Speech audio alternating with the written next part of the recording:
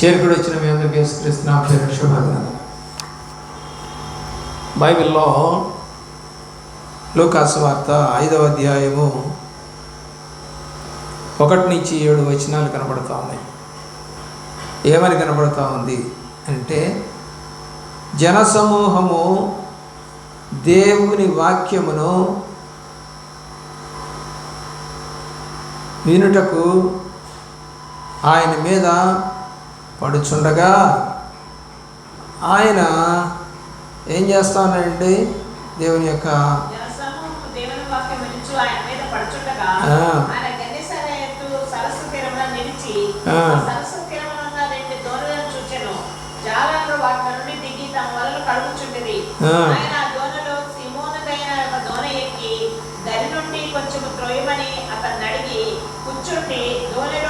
జనసమూహములకు బోధించుచుండెను.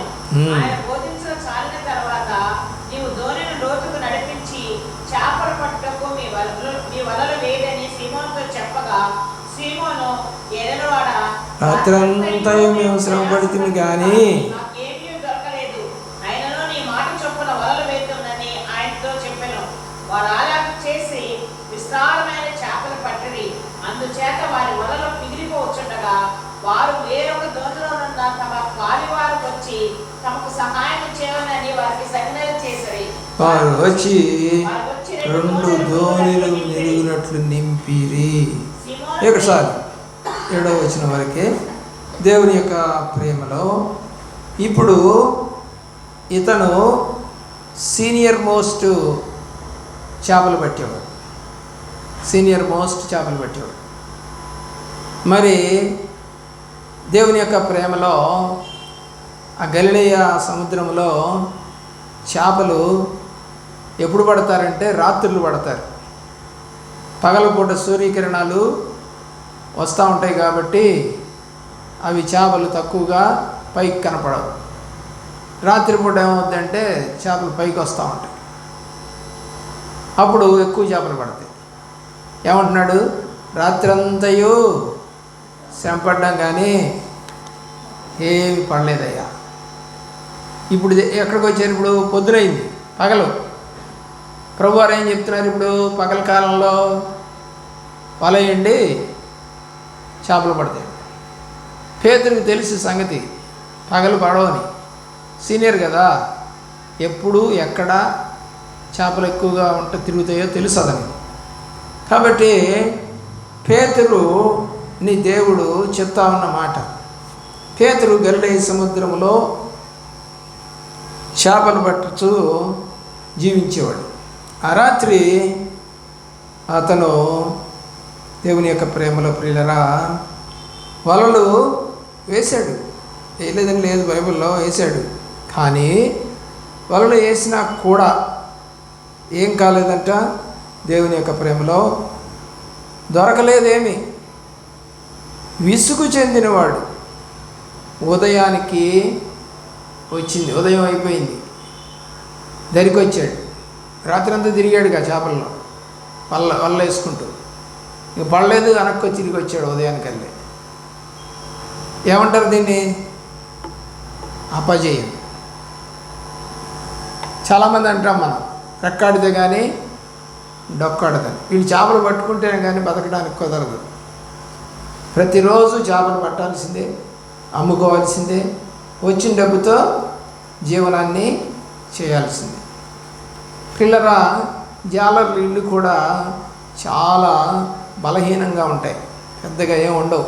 నిజంగా సముద్రం కనుక పొంగితే ఆ ఇళ్ళని కొట్టుకుపోతాయి, ఒకటి కూడా ఉండదు. అపజయం. ఎంతో ప్రయాసపడ్డాడు కానీ ప్రయోజనం లేదు. అతను బాధతో దోణిను అద్దరికి తీసుకొచ్చేసాడు. వచ్చేసింది పడవ కూడా. వలలు కడుక్కుంటున్నారు. ఇప్పుడు ఏం చేస్తున్నారు వాళ్ళు అంటే, పనికిరాని గవ్వలు ఏవో పడతా ఉంటాయి దాంట్లో, అవన్నీ తీసేసుకోవాలి, మళ్ళీ క్లియర్ చేసుకోవాలి, మళ్ళీ రేపటికి వల సిద్ధపరచుకోవాలి.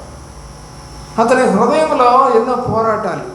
ఈ దినము ఎలా గడుస్తుంది?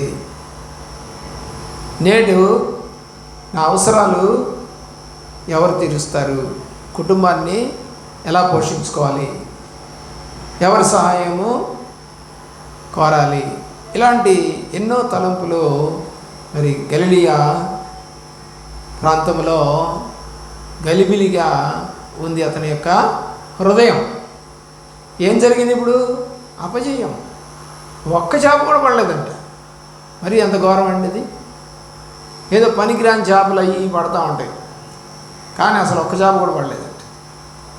దేవుని యొక్క ప్రేమలో, దేవుని ప్రేమిస్తున్న ప్రియబిడ్డలారా, నేడు నీవు కూడా ఇలాంటి పరిస్థితిలో ఉన్నావేమో. చదువులో అపజయం, వ్యాపారంలో అపజయం, లేదంటే ఆత్మీయ జీవితంలో అపజయం, సేవలో అపజయం, కుటుంబ జీవితంలో అపజయం. ఎంత ప్రయాసపడినా కూడా ఫలితాలు రావట్లేదేమో. కొన్ని కుటుంబాల్లో ఎంత ప్రార్థన చేసినా కార్యాలు జరగవు, ఫలితాలు లేవు. ఇక మీదట ఏం చేయాలి నేను? అంత గందరగోళ పరిస్థితి, వేదన. పిల్లరా, ఇలాగ మనం కూడా జీవిస్తూ ఉంటాం. అయితే దేవుడు, ప్రభు అయినటువంటి యేసుక్రీస్తు వారు పేతురుతో మాట్లాడుతూ ఉన్నారు. ఇప్పుడు ఆశ్చర్యకరమైనటువంటి కార్యము చూడబోతా ఉన్నాడు. తెలుసా అతనికి? అది తెలియదు. అసలు యేసు ప్రభు రావడమే తెలియదు, ఆయన ఎవరో కూడా తెలియదు. ఇదే ఫస్ట్ టైం మీట్, మొట్టమొదటిసారిగా కలుసుకుంటున్నాడు ప్రభువారు. చూడండి, దేవుని యొక్క ప్రేమలో ఒక విరక్తి కలిగిన జీవితం. ఒకసారి ఒక అతను నన్ను కలుసుకొని తన అపజయాన్ని గురించి మాట్లాడుతూ, జయం ఎట్లా వస్తుందండి అని అడిగాడు. నేను ఒకటే మాట చెప్పాను, జయము రావాలి అంటే నువ్వు ప్రభు వైపే చూడాలి, లోకం వైపు అసలు చూడకూడదు, లోక ఆశలు అసలు నీకు ఉండకూడదు అని నేను చెప్పాను. నిరాశతో ఉన్నటువంటి పేతురు, విరక్తిగా ఉన్నటువంటి పేతురు, కొన్ని విషయాల్లో తన జీవితం ముందు ఒక అద్భుతం జరగబోద్దని ఊహించినటువంటి పేతురు. అతడు ఎరగలేదు, దేవుడిని ఎరగలేదు, లేకపోతే ఆయన చెబితే పని జరుగుతుందని కూడా తెలియదు అతనికి. నేడు మన అపజయం నొందినటువంటి పరిస్థితిలో, విరక్తిలో దీన్ని మనము చూస్తూ ఉన్నాం. ఈ వాక్యాన్ని నీ జీవితంలో కూడా ఇలాంటి ఒక అద్భుతం జరగాలి, ఆయన చేస్తాడు, జరిపిస్తాడు, నీ అపజయమును జయముగా మారుస్తాడు అనే నమ్మకం నీకుంటే విడువక ఆయన్ని ప్రేమిస్తావు, ప్రార్థిస్తావు. జయమును అనుగ్రహించే దేవుడి. అపజయములో కలవరలో ఉన్నటువంటి పేతురు ఆశ్చర్యకరమైనటువంటి యేసు అతన్ని వెతుక్కుంటూ వచ్చాడు. యేసే వచ్చాడు ఈయన దగ్గరికి, వీళ్ళెంబాల ఆయనే వెతుక్కుంటూ వచ్చాడు. మరి అతనితో మాట్లాడాడు. అతనికి అద్భుతము చేస్తానేనని నేను చెప్పలేదు, కానీ ఇలా చేయమని అని మాత్రమే చెప్పాడు.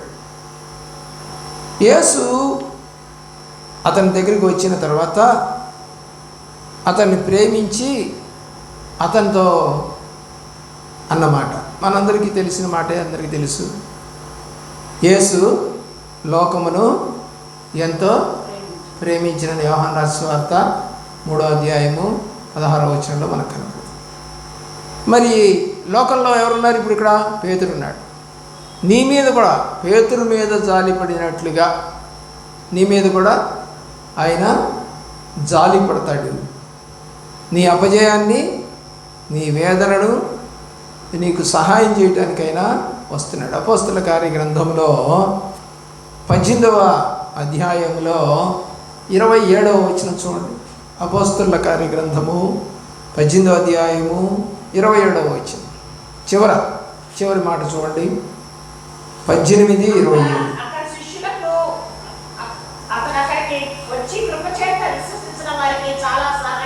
ఏం చేశాడండి దేవుడు? చాలా సహాయం చేశాడు. దేవుడు సహాయం చేసేవాడు. ఇప్పుడు పేతురుకి ఏం చేయాలి? సహాయం కావాలి. ప్రియులరా, అతని మీద జాలి పడుతూ ఉన్నాడు. తనతో పాటు ఉన్నటువంటి వర్కర్స్ కూడా చాలా నిరాశగా, బాధతో మాట్లాడుకుంటున్నారు. అంటే వాళ్ళ కుటుంబాలన్నిటికీ ఈ రోజున మరి మంచి ఆహారం దొరకదు. అందుకని జాలి పడ్డాడు. చూడండి లూకాసు వార్త 10వ అధ్యాయము 34వ వచనం. లూకాసు వార్త 10వ అధ్యాయము 34.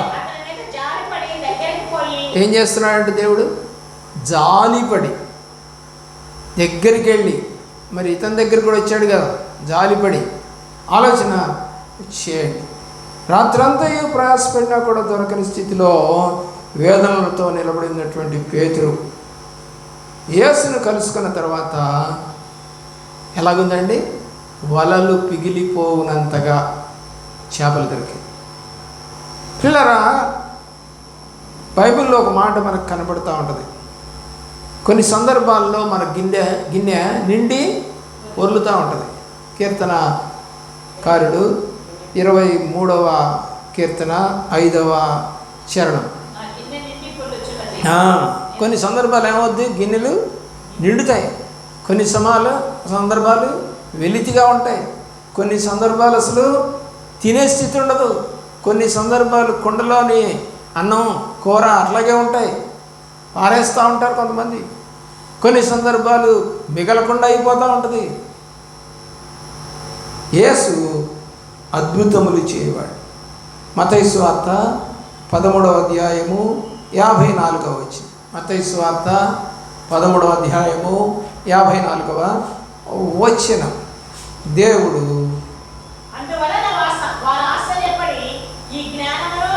చాలు, దేవుడు అద్భుతాలు చేస్తాడని ప్రజలు గుర్తించారు. ఈ జ్ఞానము, ఈ అద్భుతములు చేసే శక్తి ఈయనకి ఎక్కడిది? పేతురుకి ఒక అవకాశం ఇచ్చాడు. అద్భుతం చూడాలి. ఎవరు? పేతురు, అతనితో ఉన్న పరివారం. ఎవరి మాట వినాలి? ఇప్పుడు అద్భుతం చూడాలంటే ప్రభువారి మాట వినాలి. ప్రభువారు ఎవరో తెలుసా? తెలియదు. దేవుడు వాక్యము లూకాసు వార్త 19వ అధ్యాయంలో ఏమంటే దేవుడు వాక్యం సెలవిస్తుంది. ఏమనంటే నశించిన దాన్ని వెతికి రక్షించడానికి క్రీస్తు యేసు లోకానికి. ఇప్పుడు ఇతను ఎలాగున్నాడు? ఒక బలహీనమైన స్థితిలో ఉన్నాడు. రేపు పడతాయేమో తెలియదు, కానీ ఈరోజు అయితే వాడ ఒక కొట్ట అయినా చెప్తా ఉన్నాడు. మధ్యాహ్నం 1 గంట అవుతాం, సార్ నిన్న మాకు డబ్బులు ఇవ్వాలి, మీరు ఇవాళ ఇస్తానన్నారు సార్, మరి ఇవ్వండి అంటే అతను అంటున్నాడంట, అయ్యా ఇంతవరకు బోణిగాల. ఏం కాలేదంట? బోణిగాల. సాయంకాలం ఇస్తాలే పొమ్మంటాడు. ఏంటి 1 గంట అవుతున్నా కూడా పొద్దున్న 9 గంటలకు 8 గంటలకు కొట్టు తీస్తే బోణి అవ్వలేదంట. అంటే ఎవడు రాలేదని అర్థం. ఎందుకని? చాలామంది వైశ్యులు, కోమట్లు మరి వాళ్ళకి ఏదన్నా వ్యాపారం రాకుండా వాళ్ళ దగ్గర ఉన్న డబ్బుని ఇవ్వరు. 10 రూపాయల వస్తువన్నా కొనాల్సిందే ఎవడో ఒకడు.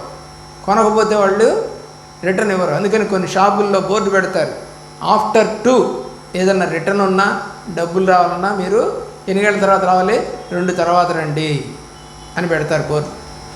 పిల్లరా, ఆలోచన చేయండి. లక్ష్మీదేవి ఏమవుద్దంట? ఎగిరిపోద్దంట.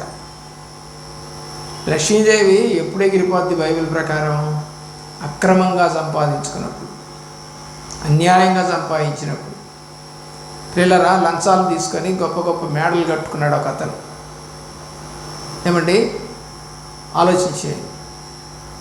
ఈ యొక్క లోకములో అబద్ధము ఏం చేస్తుంది చెప్పండి?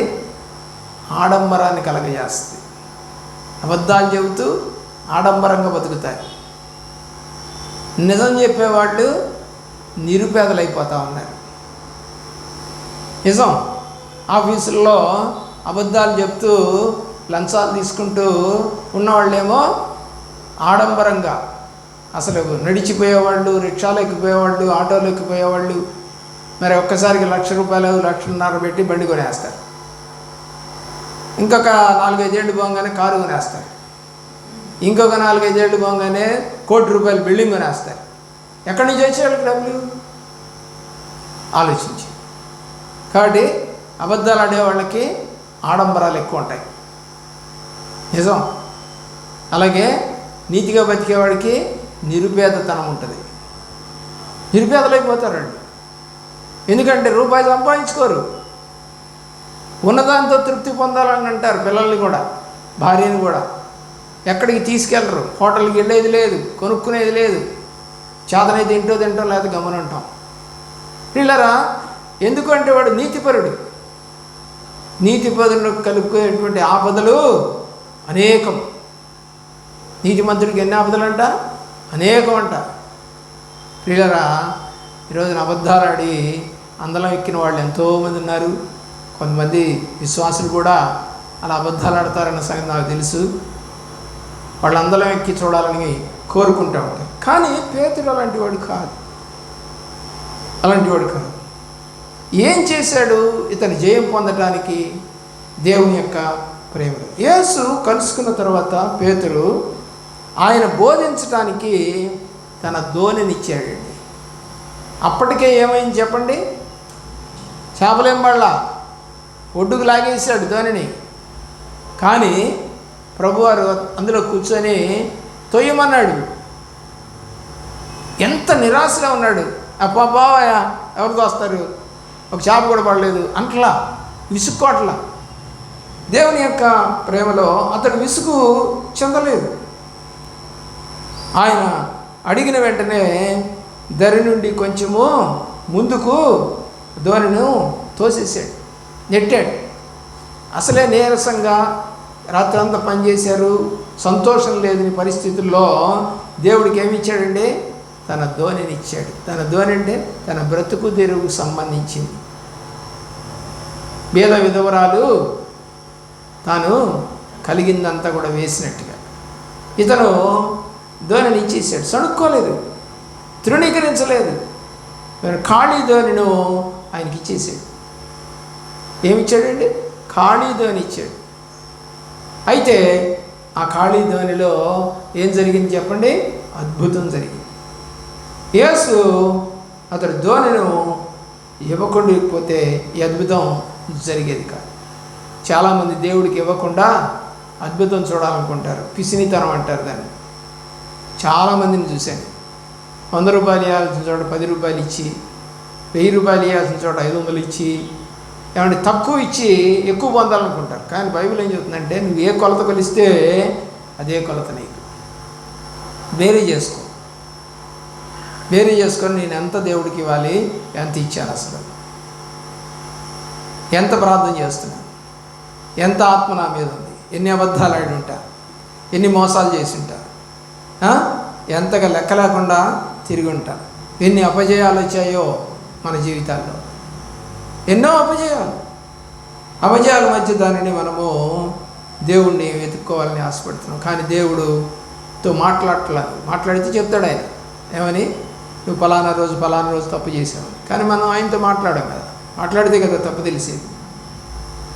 పేతురుకి సంతాపపడి ఏడ్చాడు పోయి, తాను చేసింది తప్పని తెలిసి. కోడి కూయకు ముందుకు నువ్వు నన్ను ఎరగనని 3 సార్లు అంటావు అన్నాడు దేవుడు.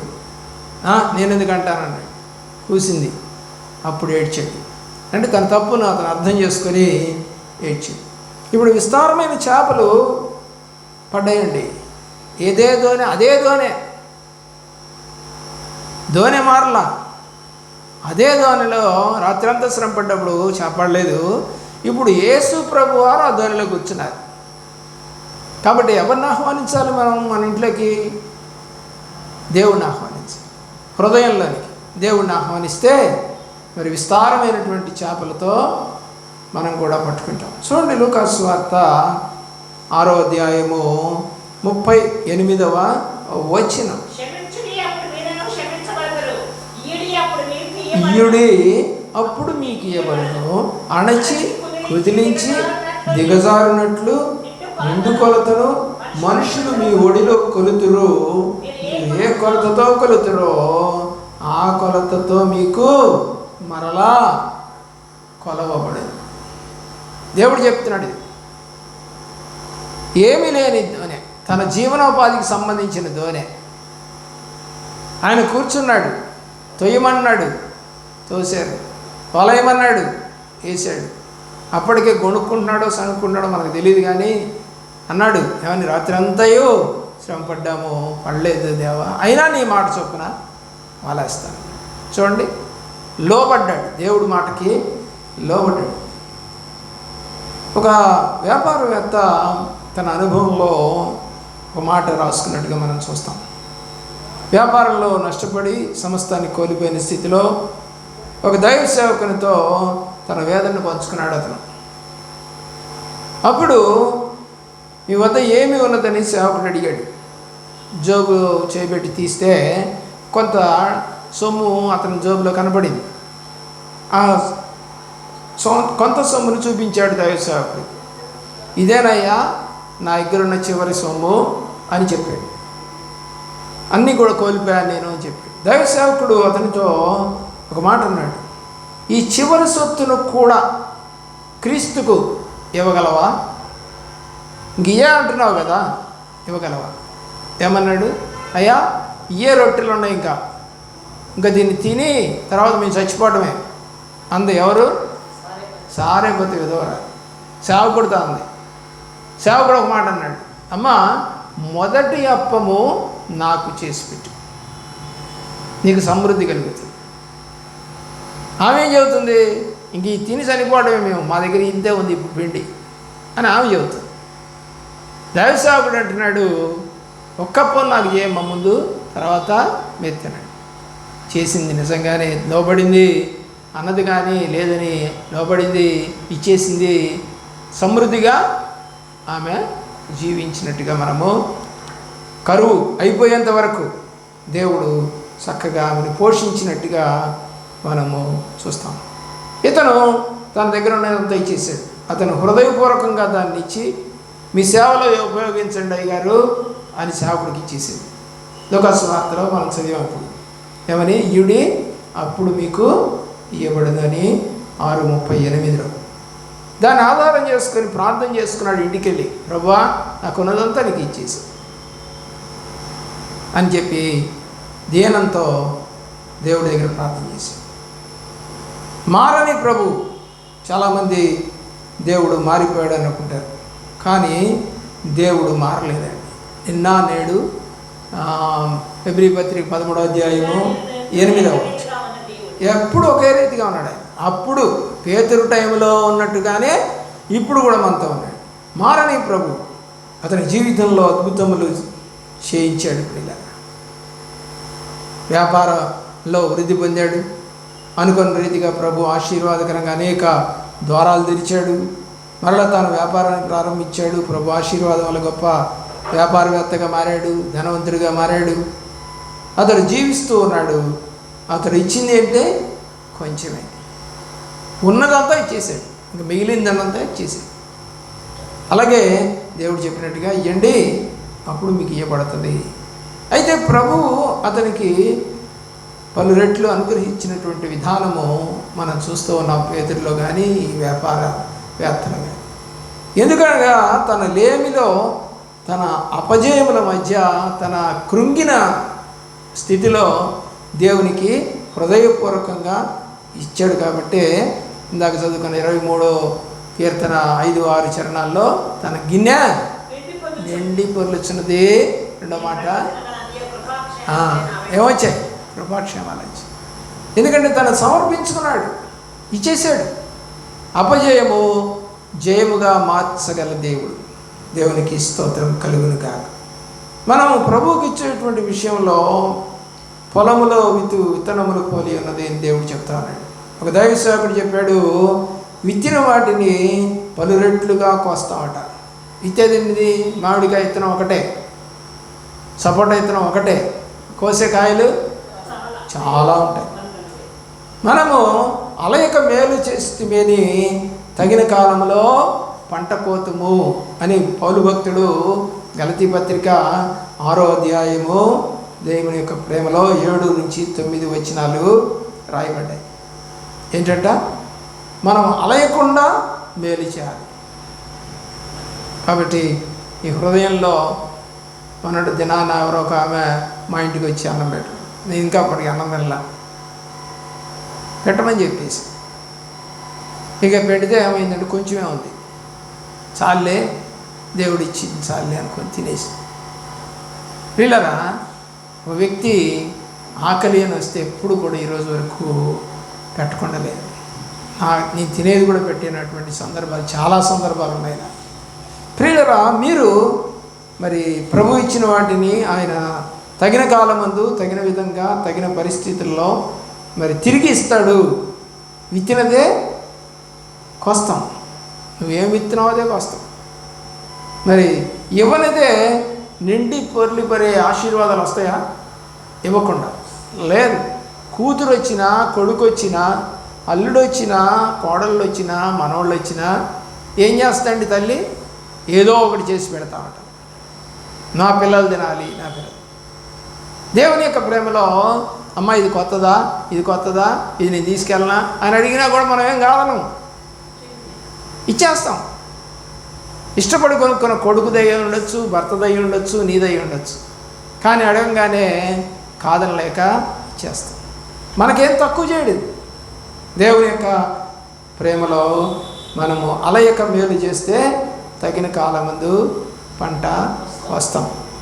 మీరు విత్తిన కొలది కోయిస్తూనే ఉంటాం. ప్రియులారా, విత్తిందేమో ఒక ఇత్తనం, కానిక అది ఎన్ని సంవత్సరాలు కాస్తుందో కాయలు కోస్తూనే ఉంటావు ప్రతి సంవత్సరం. ఎంత ధన్యత అండి!